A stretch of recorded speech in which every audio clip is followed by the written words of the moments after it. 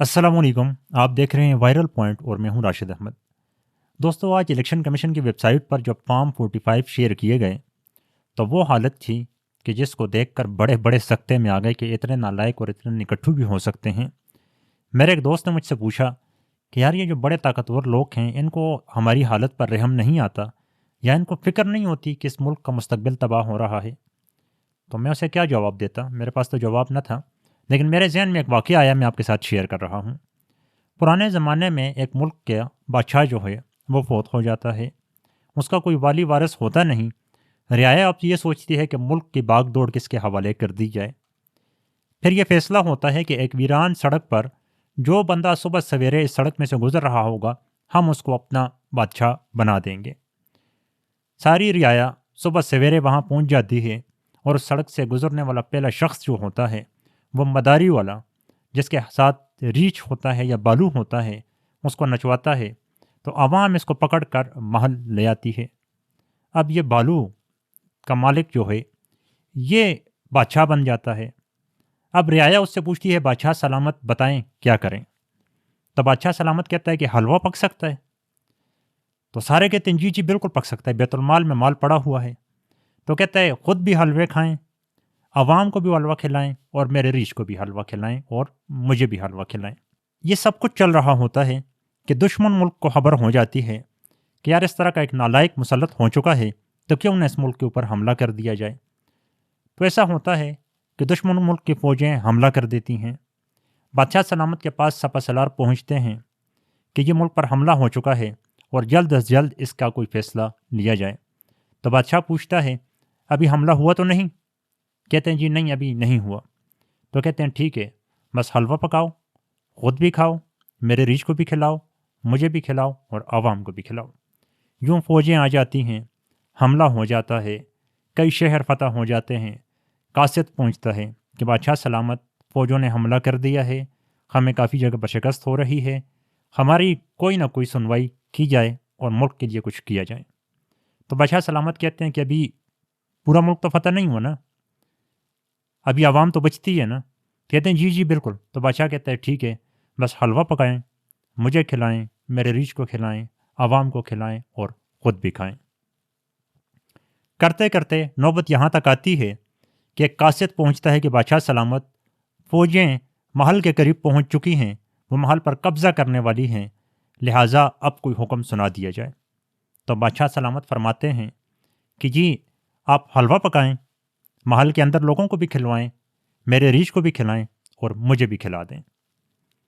एक वक्त ये आता है कि महल के दरवाज़ों पर हमले शुरू हो जाते हैं। तो इंतज़ामिया दौड़ती दौड़ती आती है कि बादशाह सलामत, अब तो महल पर हमला हो गया है, अब तो कुछ कर दें। तो बादशाह सलामत कहते हैं अच्छा, मेरा रीछ किधर है? तो कहते हैं जी ये, कहते हैं जी मेरा रीछ ले आएँ।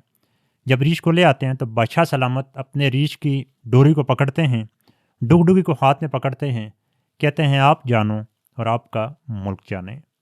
तो हमारे साथ एक्चुअली यही कुछ हो रहा है।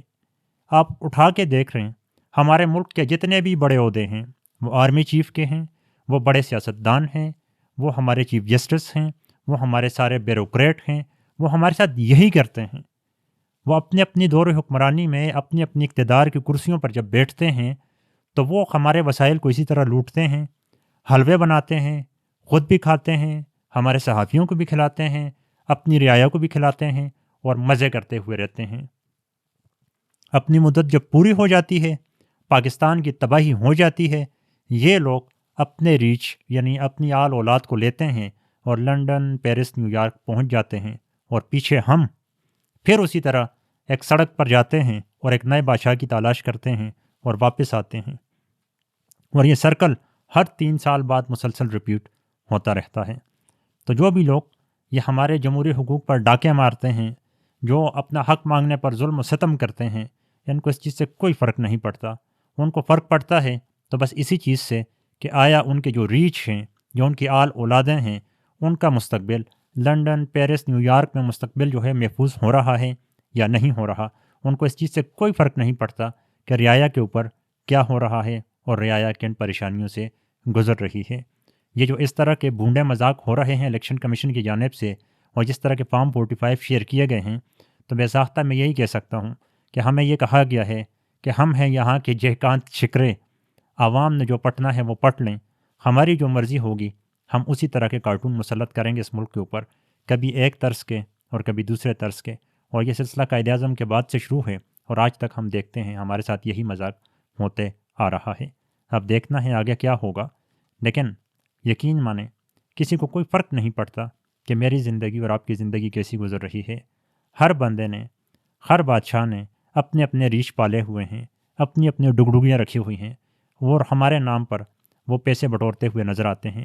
اکثر صحافیوں کو ہم دیکھتے ہیں تو ہنسی بھی آتی ہے اور رونا بھی آتا ہے کہ جب بیٹھتے ہیں پرائیویٹ محفلوں میں تو یہ کہتے ہیں جی یہ تو صحافت جو ہے یہ صحیفے سے لفظ نکلا ہے، یعنی کہاں جا کے جوڑ دیتے ہیں۔ اور حرکتیں ان کی یہ ہیں کہ اسلام آباد میں آدھے آدھے پلاٹوں پر انہوں نے قبضے کیے ہوئے ہیں، سرکاری ایڈ کے اوپر پورے پورے چینل چلتے ہیں، اور اب تو ماشاءاللہ سوشل میڈیا کو بھی سرکاری اشتہار ملنے لگ چکے ہیں۔ اللہ رحم کرے تو کوئی آپ پر ترس نہیں کھائے گا جب تک آپ خود اپنے اوپر ترس نہیں کھائیں گے اور اس ملک کو بدلنے میں اپنا کردار ادا نہیں کریں گے۔ الحمدللہ پاکستان کی عوام نے آغاز کر دیا ہے، ووٹ کی طاقت سے بہت کچھ ہو چکا ہے، یہ نظام کافی حد تک برہنہ ہو چکا ہے۔ اب اس کو لپیٹنا اور اس کو سنبھالنا بھی اسی ملک کے نوجوان کا کام ہے، وقت لگے گا لیکن آج نہیں تو کل یہ نظام بدلے گا۔ اجازت دیں، پھر ملیں گے، اللہ حافظ۔